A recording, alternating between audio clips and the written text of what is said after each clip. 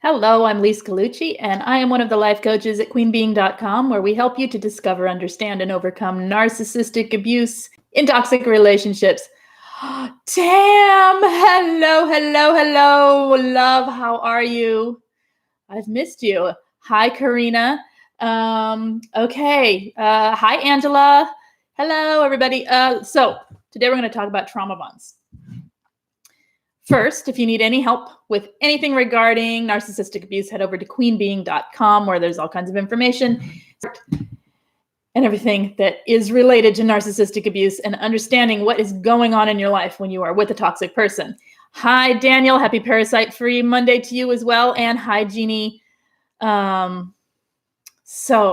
What was I going to say? Oh, if you need any help with coaching or anything like that, there's information on Queen Being as well. The information is also in the main description of every video. And if you would like text notifications of my going live, text me at 33222, put the word Lise Live, Liselive. Hit send. That's one word. And that's it. Let's see. So we're going to get started talking about trauma bonds in just a minute here. Yeah, if you haven't hit subscribe, go ahead and do so. And the thumbs up if you enjoy this topic. Anyway, let's get going. Trauma bonds. Why is it so hard to leave? Why is it so hard to let go of something that you know is bad for you? Not only bad for you, that's actually damaging you, that's hurting you on a daily basis. Why is it so hard to let go of something, a person, a situation, when you cry every single day, more than once? Right? Why is it so hard to let go of that? We know that life isn't like that for other people, or we assume it isn't. We know it wasn't like that before. Why is it so hard to let go of an abuser? Why? Well, the trauma bonds are why. You caught it from the start. Hi, Ellie. All right. So anyway, yeah, trauma bonds. Hi, Kimberly. Kel, okay, Kel. Hi, Kel. All right, let's see. So, what are trauma bonds? All right, it's an ongoing. Okay, what causes them is an ongoing cycle of abuse, and that cycle, as we know in narcissistic abuse, is love bombing and devaluing. That creates a intermittent reinforcement, and which is a reward punishment system it creates. And that then creates a powerful emotional bond that is resistant to change. We'll talk about what happens in the brain a little tiny bit as well. But another thing that happens when you're trauma bonded is the brain is trying to process that duality, that duplicity of the love bomb and the devalue. It is confused. The brain is trying to understand, how could the same person do this and that to me? What's going on? Why is sometimes it like this and sometimes it's like that? Why is this reward punishment happening? The brain is trying to understand it on many levels, because it's not just our logic. This affects your emotions, your spirituality, or everything. It affects your body. So your mind is trying to understand it all. And what happens is the mind creates a cognitive dissonance that happens because it's in reaction to the distress of having these two conflicting and opposing beliefs happening at the same time. Person good, person bad. The brain, our minds, because we're also have the trauma bonding happening, which we'll talk about in a minute, like the actual physiological things that happen in your body. Because of that happening, your brain is trying to make sense of it, and cognitive dissonance happen. And that's when you say, I know he's bad, or I know she's bad, but I love them. Or it wasn't as bad as I thought it was. Is this really happening? Was I really abused? Because maybe I was the one that created some of this problem. Maybe if I had done it differently. It creates the confusion, whereas anyone from the outside can say, oh, no. That is not okay to have someone do this, whatever it is to you, or talk to you that way, or treat you that way. But from when you're the one experiencing it, that cognitive dissonance is real, and it's associated with these trauma bonds. So it's just the brain trying to understand and make sense of a situation. It's the survival mechanism as well. It keeps you Emotional abuse doesn't send the same signals to run that than a tiger chasing you does, right? I said tiger. um, so we stay in these situations because we're taught all kinds of things, that we can make it work, that we can help, that love is enough, that, all these thoughts that come in our head. And roar.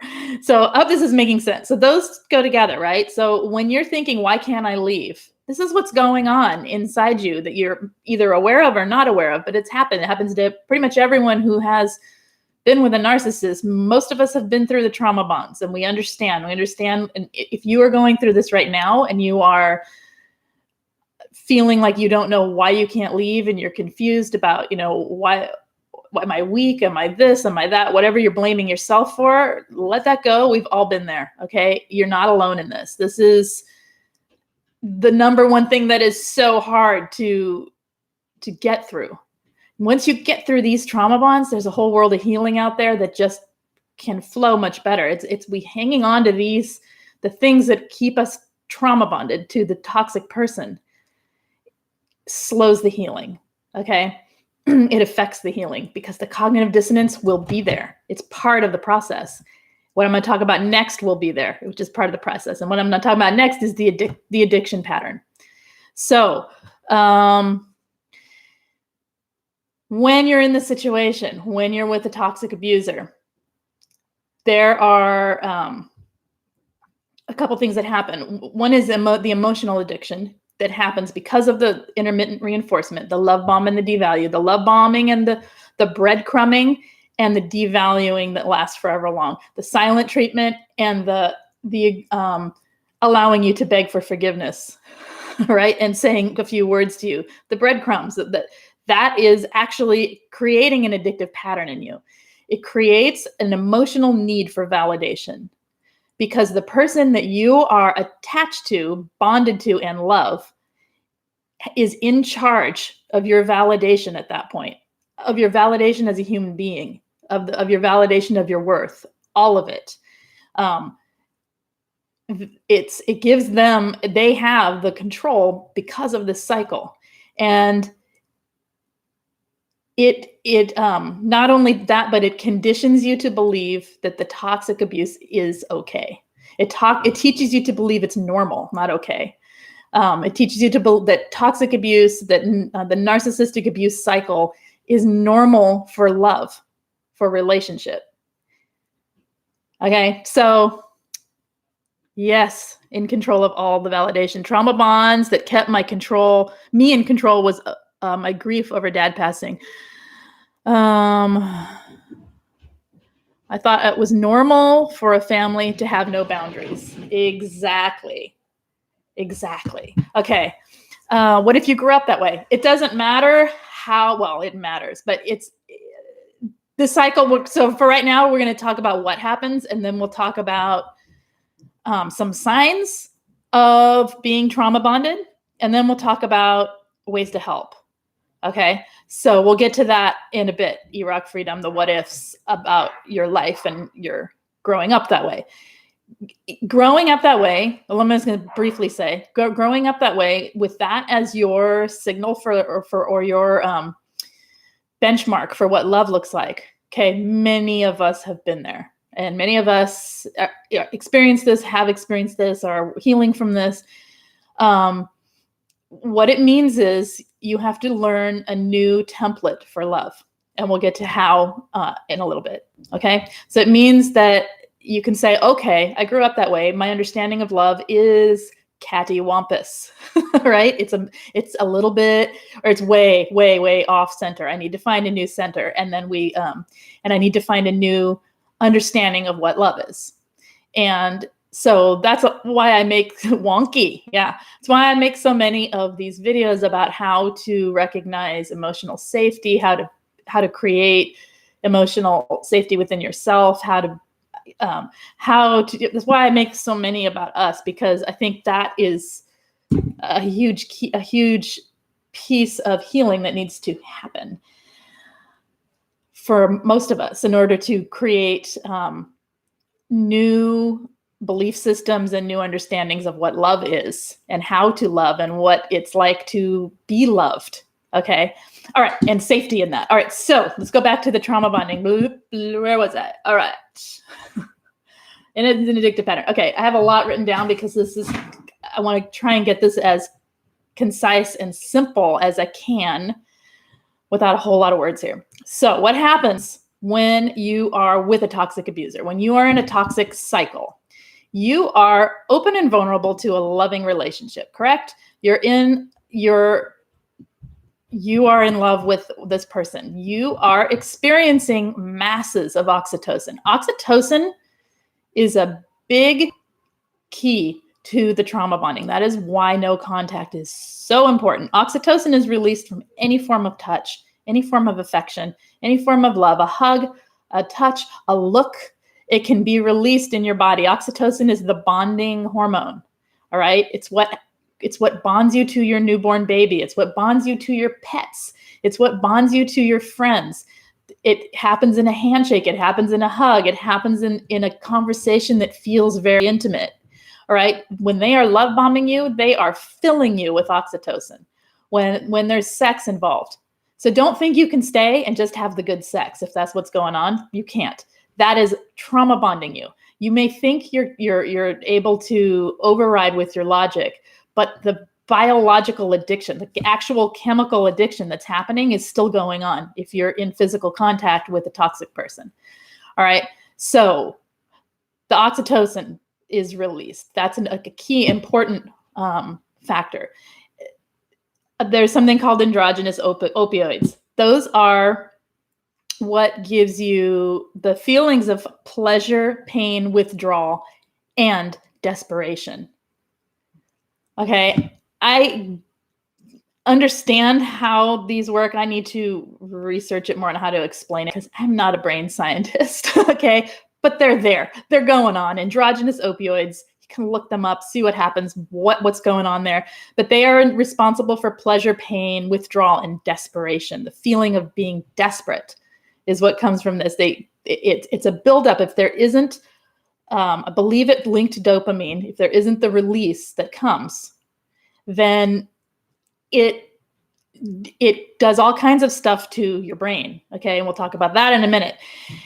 Cortisol, the stress of being in a toxic relationship, raises your cortisol levels. Cortisol is responsible for all kinds of brain changes that happen. Cortisol actually swells the amygdala. Your amygdala is where your fight-flight response takes place. Your panic, your anxiety reactions, fight, flight, freeze, and fawn happens in the amygdala. When that is swollen up from a high level of cortisol, you become in a constant state of that. That's why so many abuse victims are treated for anxiety and panic. All right. That's one reason why, besides just the stress, right? And the confusion and the gaslighting, but all of the stress from all of the way that they treat you raises your cortisol levels. They don't just drop. It's not like, oh, my cortisol levels are high. Oh, now I'm fine. It takes time for that to come down.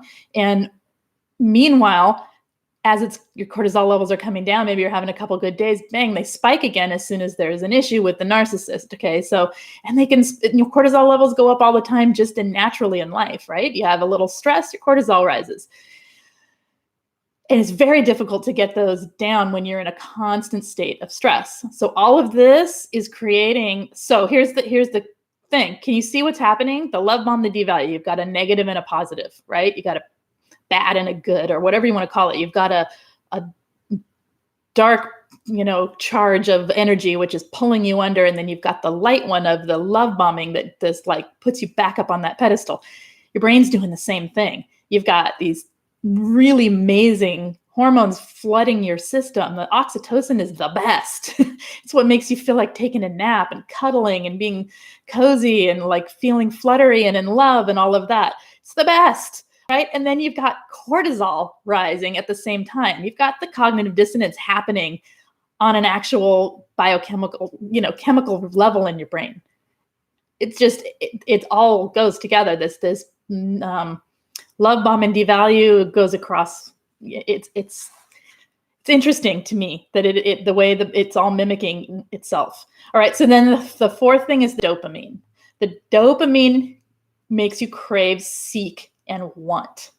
So you see what's happening is you've got stress and desperation and the withdrawal feeling and the horrible pain from the androgynous opioids and the cortisol.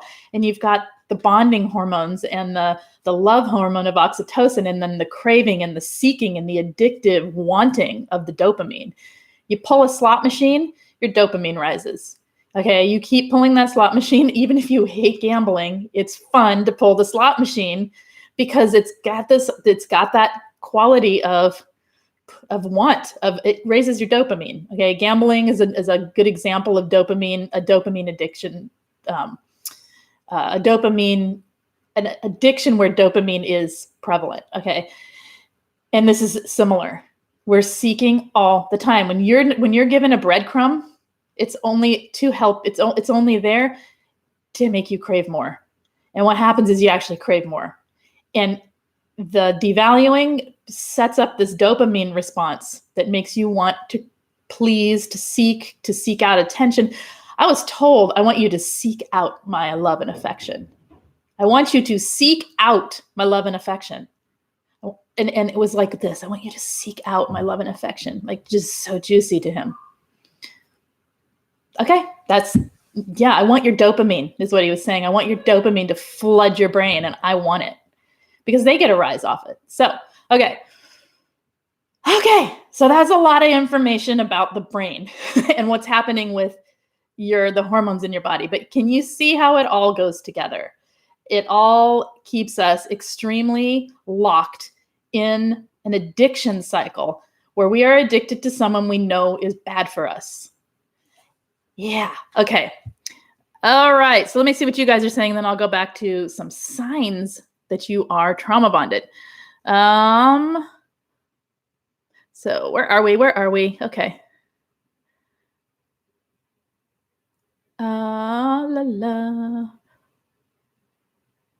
I missed a lot here. Hi, Kimberly. What did you say? That's what I thought. It was that it was normal. That's why I made the decisions I make no sense. Right. What if I'm doing an emotional no contact, even though I have to be in contact now because of the finances and I'm trying to climb out? Well, we'll talk about breaking this, and we'll go into that. So remind me if low contact. Remind me about low contact in just a minute, because there's so much information here. My mind's going to get off track. All right. Learning new templates of love, says Ellie. I really totally relate to that. The old template keeps lurking around, haunting me in my dreams and emotions. I get panicky often in healthy relationships. Oh my gosh. Yes. Right? Okay. Do narcissists have the same oxytocin bonding experience with touch, etc.? Yes, they do. They aren't trauma bonded though, because they aren't being abused. They're addicted to the power that they get from the trauma bonding cycle. It's not like they're like, hey, I'm going to do the trauma bonding cycle now and put the oxytocin on you. That'd be awesome, because then we could say, no, you're not. I don't want you to put the oxytocin on me. I'm going to walk away. But it's not like that. So, but yes, they have oxytocin in their bodies as well. And yes, they bond through it. However, they do not have empathy. So their sense of bonding and their sense of what love is emotionally, the emotional maturity they have, the emotional intelligence they have, the lack of empathy and the lack of accountability changes the way that oxytocin is affecting the bonding. Just because you bond doesn't mean you're bonding healthy. And what I'm about to say here, people might get mad at me for. You're not in love with the narcissist. Sorry, you're not. You're in an addicted cycle to the narcissist. And what you think is love is mixed with love, yes, and all of this other stuff. It's mixed with toxicity. You can't have pure love and toxicity. Okay? Love is not abuse. It's not abuse. Your love is not taking abuse. Okay? If you can accept that your love is blended with the abuse cycle, it can help you to see a way out. Okay, it's not healthy. And just in the same way, their loving you isn't real love. We know this, right? We've talked about what narcissists and love look like, and we can maybe do that tomorrow. But their love isn't real love either. It is power, control, and addiction to the power and control. So they're addicted to their own egos. They're addicted to the oxytocin bonding that they feel. Of course, it feels good. Oxytocin feels good. It just does. So yeah. All right. Brain chemistry things are really nice. I love it. You're welcome. Yes, I think it's helpful, especially for those of us who need the logical side in order to, we try to reason and understand narcissistic abuse or any toxic abuse, right? We try to reason with our heads and understand what's happening. And then we say, but why am I still here? Well, there's why. So the people who have that logical thinking, who need to understand what's happening to them and they need to understand the whole process of what's actually happening so that they can let go. I'm hoping that gives a little quick information to help them see that they can take part in their healing, because we'll talk about how this happens in a second. I'm going to read what you guys said and we'll go into this. 5 months of no contact. I had my first overwhelming feelings of really missing my mom, remembering something from my childhood. Yes, that makes sense. Talk to my dad today is encouraging me to stay the course. And that would be like a trigger, right? That caused that. And that's a little different than trauma bonding. That's more like having the emotions and the thoughts and everything being like a resurgence of them from a trigger that throws you into the feeling of when you were trauma bonded, right? That's how I see it. Okay, which is good. We don't want to be trauma bonded anymore. It's hard. It's hard to get out of that. Hi, Christy. Okay, Kimberly, I wish I could stay on this live, but I have to. Oh, okay. Okay. Well, watch it later, Kimberly. Maybe it will help. Okay. Hi, Jack. Okay, I'm going to keep going here. All right. So what are some signs that you're trauma bonded? Well, a person who is trauma bonded will hold the fantasy that it is not really abuse in some way. They'll be holding on to potential of the other person, of the abuser. They'll be holding on to potential for the relationship. They'll be holding on to things, the fantasy of what they thought they had in the relationship. They will be more worried about the losses that they will have than the abuse that they're living. Does that make sense? In other words, they are willing to tolerate willing isn't the right word. They are, well, yeah, it's a willingness in, because you're trauma bonded, not because I choose to be abused, but because of this cycle, it's a feeling of being able to tolerate in order to not have the losses and the fantasy and the bubble burst. So I guess what is LA saying? I guess it's really hard to believe there is a new real love outside power and control. Oh my gosh. You got to find it for yourself first, and we'll go into that. You got to find it in you. And when you find it in you, you know it's out there. Because if you can have it for you, anyone can have it. It's just finding people who are healthy within it. And it's so much better. Okay. Okay, another sign, giving the relationship more importance than our well-being. Correct. Yes, giving the relationship or the toxic person more importance than your own well-being. Another sign that you are trauma bonded, or as Iraq Freedom is saying, Stockholm Syndrome, what's another word for this, is justifying or taking accountability for the abuser. They didn't mean to do it. They didn't really mean that. They had a really hard childhood. I can totally understand why they act that way. I don't like it, but I understand it. I can love them enough that things will change. I know that if I just fix myself in the ways that they need me to, that things will be better. It takes two. I mean, I was part of it too. I fully see where I was responsible for part of that, of what happened. But we love each other, but we love each other. Okay. Those are signs that something, and when you are having things like gaslighting going on to an extreme, and all of the stuff that the narcissists do when they abuse you, the love bomb and the devaluing alone. Okay. And you're saying those things and you're justifying, that's a sign that you are, it's not love, it's trauma bonds. Okay. Identifying with your captor of sorts. Yes, because we identify with their pain. We empathize with their pain and we identify with them as being the same as us, but they're not. Okay, so a person without empathy is not the same as a person with empathy. It is an entirely different thing.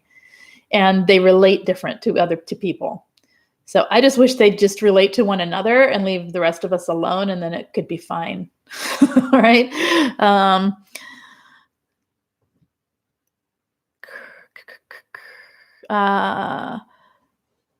What am I missing here? Hi, Vicky. I always sort of felt like a prisoner somehow, right? That is another sign that you just feel trapped in the relationship. Trapped or like a prisoner, or like there's some part of you that can't get out and you just can't feel free. You don't feel free in your life, right? I just wish I knew how he was. I hate that. I know we all do. But the thing is, it's important to understand what's going on so that you don't step into it again. Because anyone that makes you feel any of these things that you're feeling early on in a relationship, these are red flags. These are, and learning red flags of behaviors and how people, there's just a lot to learn so that you don't step into it again, so that you can see how someone is in the beginning. A lot of that has to do with self-love and self-care, because if you are focused on your own well-being, I don't mean selfishness, I mean your own well-being. If I'm out dating and I'm focused on my own well-being and I realize someone just makes me feel off, to me, that's enough of a red flag to say that's not a relationship I need to be in, no matter how nice or cute they are, right? Or how they treat me in that moment. Something is off, and I can learn to, or you see red flags and you just say, no. And that comes from your own sense of self and your own sense of well-being and your own sense of what you need for your life. So, and we don't have that often. We go into relationships for the relationship itself, not for, to me, a healthy relationship is two people living their lives, creating something together that is called the relationship. Together. Okay. It's not a thing that we attach onto and put our worth into. The relationship could be there or not be there, and my worth remains the same, and their worth remains the same. The relationship has its value, but its value isn't in making me a whole person. And often when we're younger, or when we don't know, or when we've had upbringings that haven't taught us to have a high level of self-worth and value for oneself, we go into relationship because it makes us feel whole and complete and, all of these things. And so it's not so much that we don't know who they are, it's we don't know who we are a lot of times. And when we learn who we are, we can stay a lot safer from this later on. And that's okay, that whatever happened, the way I see it is it's happened for a reason to help you now grow. Right? I hate that, but it's true. And you can't go back and change it. So you may as well find a focus that takes you down a path that heals you rather than a path that brings you back into hating yourself. Right? We want to get out of that self-hating, self-loathing that trap that toxic abuse has taught us. And we want to jump over into the other track of a much better life. Okay. I'm a little bit rambly here, but it's kind of important. I thought we were together. I was so lost until he discarded me, and now won't even acknowledge I'm alive. Yes, I need self-healing. Yes. Yeah. And that's a narcissist for you, or that's a toxic person, right? Okay. Sweet Pink says, I've had a really hard time transitioning out of being my mother's daughter. She had a huge personality and was always reminded she made us who we are.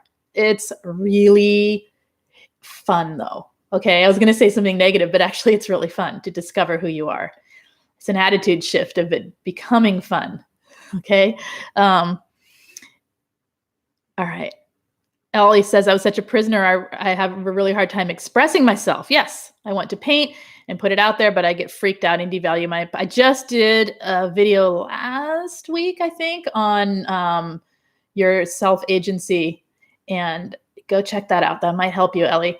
Okay. I'm not sure it's happened for a reason, but I agree it happened. Okay.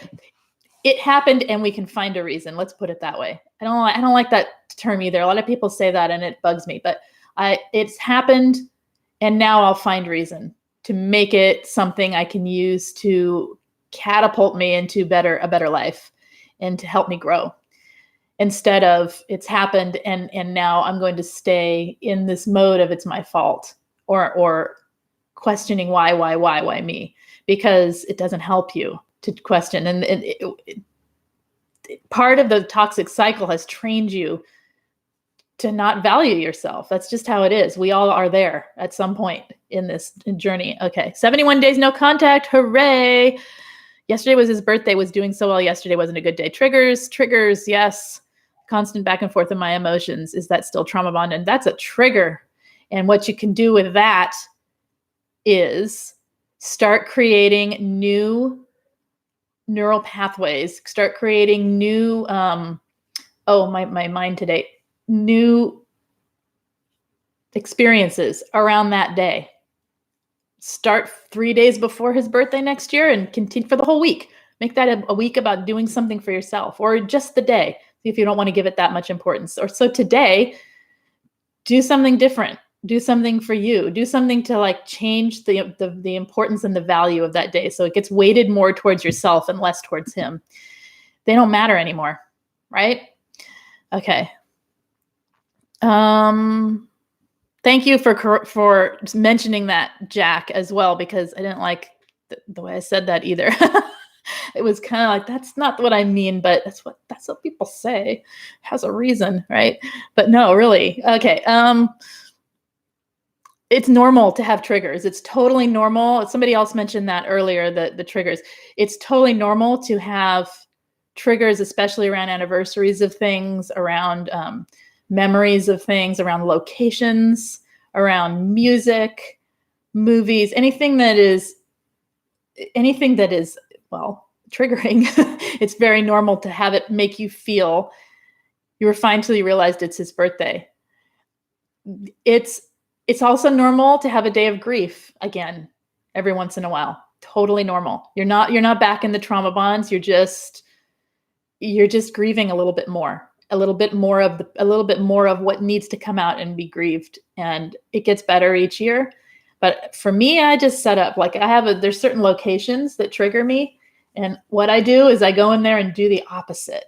Like if it's a store or something, I'll go in there, and if it's a store that took 3 hours to get out of because of, you know how it is.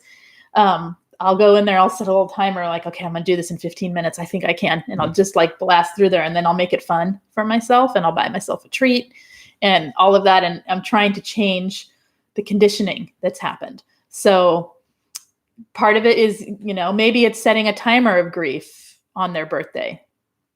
If you still feel it today, maybe it's saying, I'm only going to give myself X amount of minutes more to feel this, and then I'm done for the day. It goes. And every time the thoughts come up, then it's, refocusing yourself back on something else and getting really busy. So there's no reason to ruminate on them. They don't matter. What matters is you and your healing, right? Okay. Oh, okay. I'm going to keep going here. So other signs that you are trauma bonded is constant thoughts of a person. There we go. But triggers aren't the same thing. Triggers are going to make you feel trauma bonded. Yes. Constant thoughts of a person within the relationship, when they become everything and your wants, wishes, desires, needs, thoughts not only take a back seat, but start to not exist. You're trauma bonded. All right. Your desire to return to an abuser, which is what this whole topic was started from today. Your desire to return to an abuser. Low self-esteem mixed in with all of that, and feeling like you lost yourself or you don't know who you are. All right. Those are signs that you're bonded to someone, you're in an unhealthy relationship and you're trauma bonded. So some of the things we can do about it. Let's talk about that and go positive now for the next bit and find our way through this. And hope that was enough of an overview of trauma bonding. We're going to go on and talk about what to do now. Okay. Grieving is just sort of cocooning and allowing yourself to feel your pain, like without judging and catastrophizing. There is so many things I don't know. Yes. Just grieve it. Just let yourself grieve it. Set a timer, be done. Grief timers are very helpful. Yeah, you just set a timer literally and have something set up for yourself that you can do afterwards. You're not trying to avoid the pain. You're just saying enough. Okay. This is a toxic person that was in my life. I do not need to spend my entire day focused on them anymore. But I feel this and I need to feel it. And so you let yourself feel it for an amount of time and then set a timer and do something else when the timer goes off. Have something set up to do. And then if it comes back again, say, okay, I'm going to grieve for a little bit. And then I'm going to set a timer. I'm going to stop and I'm going to do something else for, you just sort of, it's like riding a wave of it. And the problem with ruminating is that it's jumping back into those old neural pathways of continuous pervasive thoughts of the toxic person. And we don't want that. So, redirecting thoughts is helpful. All right. And redirecting your actions and getting moving and getting it out of your body and screaming and yelling sometimes, whatever you need to do, right? Just get it out. Have a good cry, right? Have a good cry and be okay with it, right? If you're sitting there judging yourself, like if you're like, oh my gosh, I am thinking about them again. It's been a year and now I'm this and that and them and them and them. And then you think to yourself, oh, this is bad. I shouldn't be thinking this. And then you start judging the fact that it's bad. And then you feel like a bad person. And then you go down that rabbit hole. You are going into the toxic cycle. So instead, if you say, okay, I acknowledge what I'm feeling. This actually just really hurts right now. Without anything else, no more commentary. And just let it hurt and cry it out for a little bit. Most likely, if it's, after a while, most likely you'll be able to go on and have a normal day once you learn to practice that instead of the judging of self. It's all of our thoughts it's our intention and our thoughts and our inner lives that keep creating more of this cycle. We become abusers to ourselves, really, because we're trained that that's how we're supposed to think, but we don't have to. Okay. All right. Got myself some chocolate. Good. Okay. All right. So number 1 for breaking the trauma bond cycle is no contact. There is a reason for it. And I just explained many of them. So if you just tuned in now, go back and listen to the beginning and start over because that'll explain why the no contact is important. Super important to just get away from them. If you can't and you're low contact, then you have to work diligently on yourself, on your self-care, on your, you should be anyway, but if you have low contact, understand that when you are talking to them, you are within the scope of toxicity or within the grasp, right, of a toxic person. Gray rocking. Gray rocking is not just ignoring. In my opinion, gray rocking has a side of it people don't talk about, which is your intent for yourself.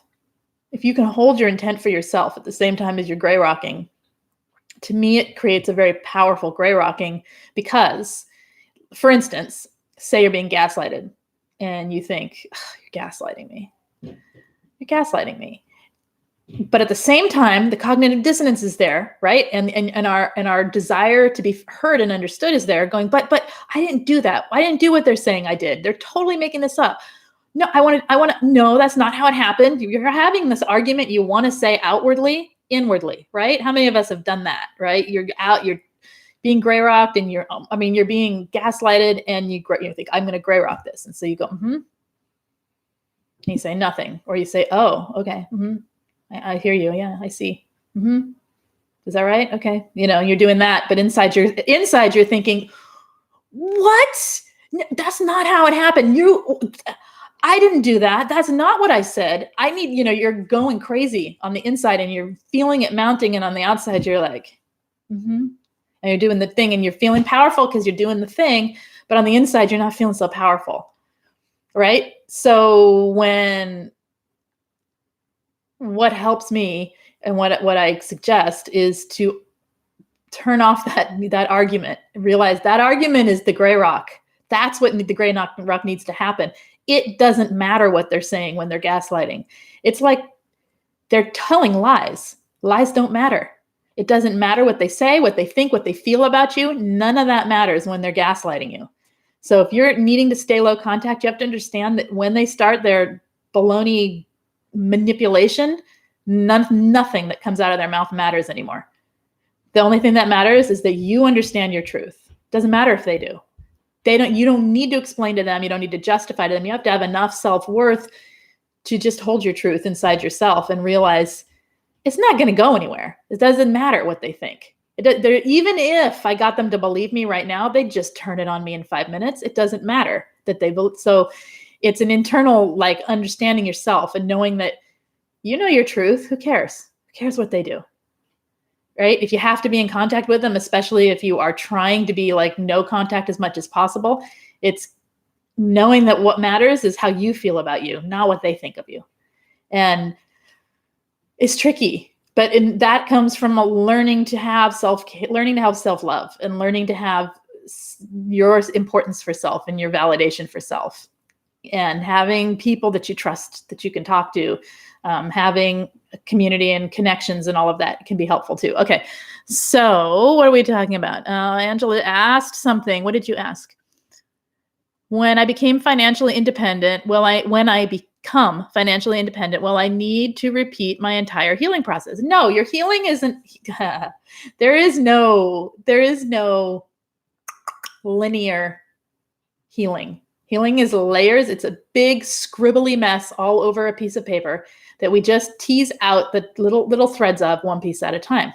Sometimes you pull it and loops and knots and everything just untangle and lots of stuff clears. And other times you pull it and you're just yanking on nothing, right? That's healing. Healing isn't a straight, neat, tidy line up an ever escalating hill, but still going somewhere.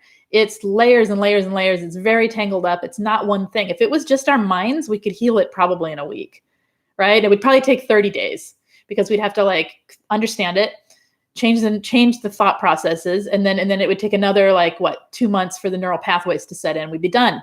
3 months out. But it's not. It's in all of us. It's in our emotions. It's in our bodies. It's cellular, right? Our bodies get pain from it. It's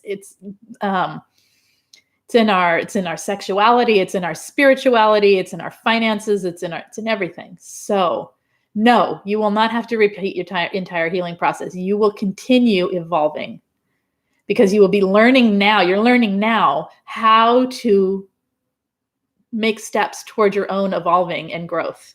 Does that make sense? So everything you're learning now will just keep going. And yes, it will hurt at times, and sometimes you will feel free, and sometimes you won't, and you will feel pulled around, and it's not going to be one simple thing like, I'm free and there's magic and everything's better because you've been doing the healing now. But doing the healing while you're still in is super helpful because what you're learning is self-care, hopefully, self-love, hopefully, self-worth. You're learning to regain your agency while you're within it. It did not take me long because I did this to break trauma bonds. All right. Does that mean my healing was all better? And I'm like, ooh, I'm the best I've ever been. No, it's still going, right? I still catch things on even when I'm talking, you're like, oh, that, yes. Okay. All right. So, okay. Does that help? I feel like it's a knot with onions tied to it. It can be, but it's also, what we're learning is a way to live. We're learning a way to value ourselves, and we're learning a way to relate to other people in a healthy way. And we're learning a way to relate to ourselves in a healthy way, and how in our tolerances and why we do these things. We're learning so much about ourselves that once you start really getting into this healing, you know yourself better than you ever have. And what happens when you know yourself? What happens to your emotional intelligence? It escalates, all right? This is the point. And the more emotionally intelligent human beings we have walking out on this planet, the better. All right.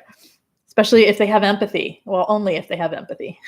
Okay. Tam says, yes, sometimes the knots will be easy and sometimes they will take a while and a lot of tears and heartache, but it's doable and so worth it. That's right. I want to change my given name from my narcissistic birth family and start over, but my husband is against it because he likes me as I am and my name as well. Changing or not, which would help love myself. You do what you need to do for you. And your name, that's very personal. And whatever that's weird. I actually had that thought this morning. I thought, who's this Lise? That was a name I was given. I don't know that that's who I am. Anyway, yeah, it's interesting. I actually had a similar, not that I want to change it, but I just thought about sort of that.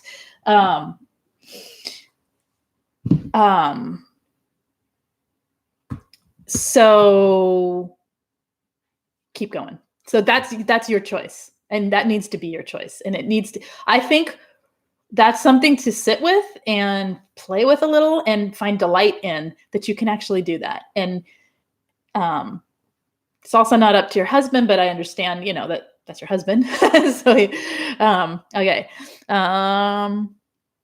You need to go to courts to legally change it, get it approved if they give it, right? You do. Yeah. And you can also, I don't know, I would have conversations with him about why you feel it's important and what would be good for you in this situation. So, okay, let's keep going. Detach. So ways to break trauma bonding. No contact. We talked about that. Learn to detach from the narcissist. I kind of touched on that when I was saying that we need to stop holding ourselves accountable for their actions and let them be who they are. The more you see reality, and I wrote down here, reality bites. It does. The more you see reality, the closer you are to living in the moment. All right. Living in the moment, living in the present time is one way to get through the trauma bonds. When you're trauma bonded, you're projecting into the future what you want. All right. You're saying, but I don't want to let go of this, because you're taking the past and you're projecting it forward. You're not living in this moment. In this moment, you're with a toxic abuser. All right. If you're out of it, say you get out and you're thinking, I want to go back. In this moment, you're free from toxic abuse. Does that make sense? It's, where am I actually in this moment, instead of attaching to potential, to all of the thinking that goes on with the cognitive dissonance. It's what's reality, what's right now. So, okay. And that can help with detaching. Detaching, you can have empathy for human beings without needing to fix them, without needing to help them, without even, you can have a feeling of empathy for someone because they had a hard childhood. It doesn't give them a right to abuse. So detaching from the need to fix them, the need to help them, that you're somehow responsible for the relationship, all of that. It's a lot of steps to get there. So, and then learning red flags to keep you from falling back in, right? So some things that help people. Okay. Number one thing that helps people, or that I wrote down here, is finding therapy or coaching for this. And this is not just to like plug coaching or therapy. This is real. The reason is you've had false connection. You've had unhealthy, toxic connection to someone under the name of love. So having somebody you trust to talk to gives you real connection. It isn't real connection in the sense of like, we're buddies, you're hanging out in life, they actually come to your house and cook dinner with you, and like the things we think of as connection. But what it is real emotional trust and safety that allows you to be present to yourself. So it's it can be an important relationship in healing to have a therapist or a coach help you through minimally the trauma bonding part. And that is why, that's why I have a group coaching for trauma bonds. I haven't had it active, but I'm going to post some information this week to get it going again for starting, I don't know, next week maybe. And I don't know I have to find a time that works with my schedule, and then I will post it. But having others in a group, especially in group coaching for trauma bonding, gives you people to lean on, gives you people to be accountable with. You're not accountable to them, but be accountable with them. So it's like accountability buddies, but it's also got a coach in there who, in this case, is myself, keeping things moving toward your healing rather than falling back toward the narcissist, if that makes sense, to help see what's going on and keep the conversations moving forward rather than backwards, and trying to keep it all in the present time. So that can be really helpful. And the main reason is it gives you that, one main reason is it gives you the validation for what you've been through, and it gives you the connection that is real to someone that is caring about your healing. No, we're not in your life. And, it's not the same as like a partner. No, it's not the same as a friend, right? It's a different kind of relationship, but it can give you a sense of what healthy can look like and where boundaries can be placed and how that's actually good in a relationship and safe in a relationship, versus it gives you some, just a template, right? A little bit of a template, not for what your romantic relationship would look like, but just for what interactions with other human beings where you can feel trust. Okay, so there's that. Number 2 that I have written down here for how to break trauma bonds, or ways to move toward breaking trauma bonds, is live in the moment. I talked about this. Mindfulness. Practice mindfulness meditations a couple times a day, 3 times a day, 4 times a day, 5 minutes. Not long, short. Come back into the present moment. You're in your body, you're breathing, you're sitting in a room. The narcissist isn't around. You're okay. And nothing's really going on. I'm really emotionally freaked out, but when I am actually just sitting in my body, there's nothing going on. I'm just sitting in a room. It's all good. Like just coming back into that just for 5 minutes. I mean, as soon as you're done, you may go right back into the feelings of trauma bond, but that's okay, because those 5-minute breaks help your brain make longer ones and make longer ones and longer ones. And it's really important to live in the moment, because the trauma bonds, because of the cognitive dissonance, because of the way trauma bonds, the addiction, are going to be pulling on you to pull you back toward the toxic person. Even thinking about them regularly, perseverating, those thoughts are contributing to the addiction cycle. So the aim is eventually to wean yourself off of that and onto thoughts of yourself and your own healing and moving forward. All right. You sent something in I am good. This topic is super important for people who are leaving or trying to leave or afraid of going back or trying not to go back or keep going back. It's super important. And it's important to me to speak it clearly so that people have some direction and some path. So I'm probably, and also didn't sleep real well. So maybe that's what you're sensing. Lise is tired. All right. I'm also not super goofy today. That's totally different, isn't it? I could go there. We've hit the almost hour. Hey, didn't get goofy in an hour. That's pretty good. This topic's too serious. It's too important. This is the catalyst to the rest of your healing, to break these trauma bonds. Letting go of the narcissist is essential. Okay, whether or not you can get out 100% and go no contact, or whether or not you have to remain low contact, being controlled by these trauma bonds is a power over your healing that it would be best to not have over your healing, so that you can heal. You can actually move forward. Okay. All right. While taking things one step at a time, and especially decisions. That's not trying to just overwhelm yourself. Okay. When you're trauma bonded, you're also probably have PTSD and you're totally overwhelmed and you have brain fog and you're confused. There's just a piece, this trauma bond, right?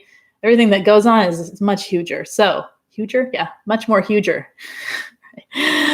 Darla is saying it's amazing after being away from them even a short time, you feel the trauma bond breaking and you see the real picture. There you go. When you start to see the real picture, you know something's changing. You know there's a shift. When you stop making excuses, justifications, and I'm not just for them, but for the relationship itself, for the potential. When you stop doing that, and when you stop going to the source of the pain to soothe the pain. When you start finding ways to soothe your pain outside of that toxic web, then things start to change and they shift. Is there a way to find a group therapy? Therapy, I don't know. You would have to look locally, obviously, for someone, and just make sure that they're narcissistic abuse, minimally trauma abuse, or trauma specialists.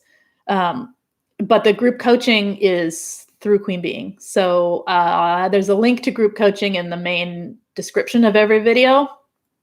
And the trauma bond group, like I said, I don't have a time for yet. You are welcome to join the other group and jump over to the trauma bond group when I have it set up. No problem.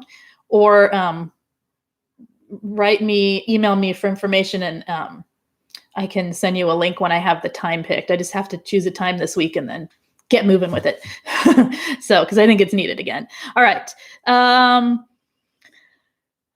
Let's see. What else do I write here?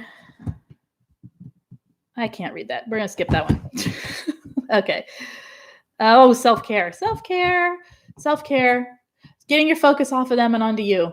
If that's all you can do for self-care, then do it. That's huge, actually.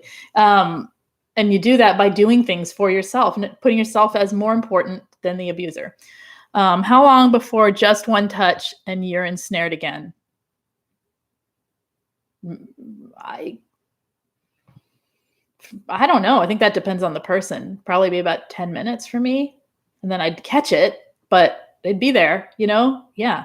I don't know. I mean, I really think it depends on the person. I don't think it's ever, I think once, well, that's not true. It depends on the touch and it depends on what the purpose is and what the Hoover is, right? This is why Hoovers are important to resist. Okay.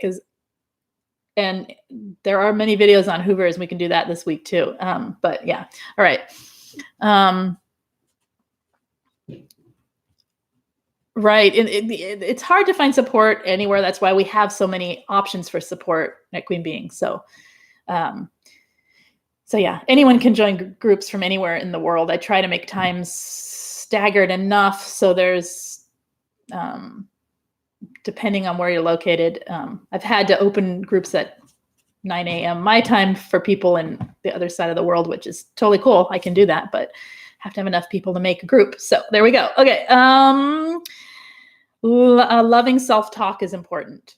Not judging yourself as you're going through this process, not judging your actions. Try really hard. I think it was Christy that was saying, I wish that it never happened. I wish try really hard to resist those thoughts, or have them, but then replace them with, I am here now and I'm going to heal, so that you're not talking yourself out of your own healing. Okay. Especially if there is judgment towards yourself, like, well, I was so stupid. I shouldn't have fallen. How did I fall for that? I'm not a stupid person, but clearly I am, because, I fell for that, whatever is going on. Stop all that. I replace it with positive self-talk, minimally neutral self-talk. I didn't know what happened. Okay. I'm going to find my way out of this. Hopefully you can turn it into positive self-talk. So it's really important to do that. So you're not, it's really about building the self-worth back up. Let's see. Feel what you need to feel. We talked about this. Feel what you needed and grieve it. Stop with the storytelling while you're grieving. Just grieve. Just feel it. Stop trying to run away from it. Everybody has to feel their way through this. This isn't like, okay, I understand it. I don't need to feel it anymore. Nope. Doesn't work like that. We almost all have to feel it. It's just, I think we all have to feel it. It's just part of it. Find support, lots of self-care. That's why self-care is important. If you know how to nurture yourself, it's not so scary to grieve, at least on the level of this. Okay. Because it's not all, it's finding support, group support, SPAN, things like that. The Spanly is helpful for that alone, right? Even if that's all you used it for, just to have people to hear you when you're grieving. What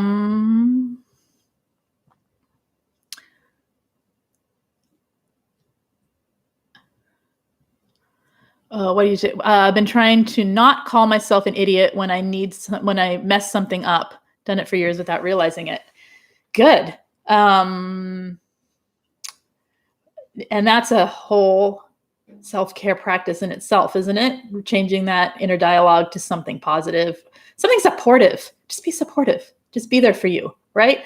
We don't need to beat ourselves up. Someone's already done it for us. We can now just be supportive to ourselves. It's not going to do you any good to call yourself an idiot. All you're doing is repeating the cycle. So if you know that and you say, oh, I'm so stupid. Whoa, there's that cycle. Not wanting to go there. Okay, well, that happened. And move on. And try and replace it with something positive. I am really good at learning. Whatever. I can learn my way through this. I can figure this out. All right. I think I'm getting to the point where we are firmly on the other side. Good. Clear about this. Okay. All right. Oh, it's an example of acceptance. No contact means forever, says Mo Cowboy. Correct. All right. This is a trickier one, and it's maybe for a little farther into understanding what's happening with your trauma bonds and getting yourself out. But try to learn the lesson of what attracted you in the first place.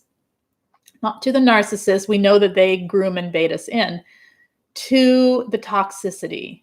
I know that sounds weird, but for some of us, it's that we never felt good enough. It gave me a sense of worth. It gave me, personally, it gave me a sense of belonging. Because they're good at that, right? They're good at that. And the way these relationships work, you certainly have a role to play, right? And it gives you a sense of being something. So in that case, what I would have to tell myself is you got to find out who you are on your own, girl, not through that. So, right? Okay. So we all have our own lesson and we all have our own hook. Figure out the hooks. That's a tough one. Okay. And without judgment, it's so hard to find the hooks without judgment. But once you do, you can change the beliefs about them, about yourself, and heal it. Okay. It gave you a sense of belonging, a family again. Okay. I like this one. List the standards for how you will be treated in life. Okay. We have our pieces of paper where we write out the abuses. We'll have your own piece of paper for the ways people will treat you, for the things you will accept in your life. And if things don't match that, then that person doesn't belong in your life or your sphere or whatever. All right. Okay. Live your life. Live your life. This is a big one. When we're constantly ruminating on the narcissist and we're wondering what they're doing and we're checking their Facebook and but them, they're with the new supply. Oh my gosh, the new supply. Yes, we all feel that, but you're not living your life. You're living some fantasy of your own pain. Well, it is pain, but it's a fantasy of your own, of what should be or what could be, even though you know they're bad for you. You're living the trauma bond. You're not living your life. Live your life. Start doing things. Start learning new things, making new friends, going and discovering yourself. Go taking walks, being quiet, playing, whatever you need to do to start living your own life. This is not like for day one or actually, if you're still in it, if you're still with a narcissist, start living your own life. Don't share it with them. Okay. Don't share that you're good with people that are going to just use it against you. This is yours. Okay. We have to live for ourselves. And I don't mean that we need to become selfish. I mean, living for yourself just means living the experiences that you actually live in life, not what will they think? What do they need? Always being focused back on someone else. This is not healthy. Okay.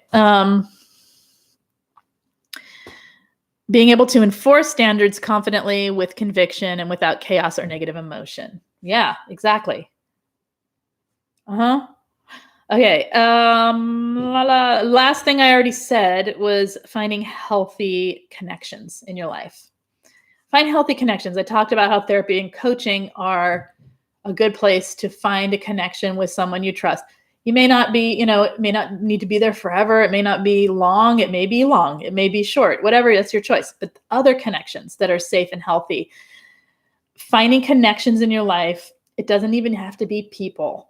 It can be experiences, it can be events, it can be a sport you love, or finding connections with yourself through doing things around other people. You don't have to be intimately close with people. You can do it kind of on the sidelines around people, or you can do things alone. Finding connections in your life that bring meaning to your life. That is where you find meaning, and you realize that being in a toxic relationship has no meaning.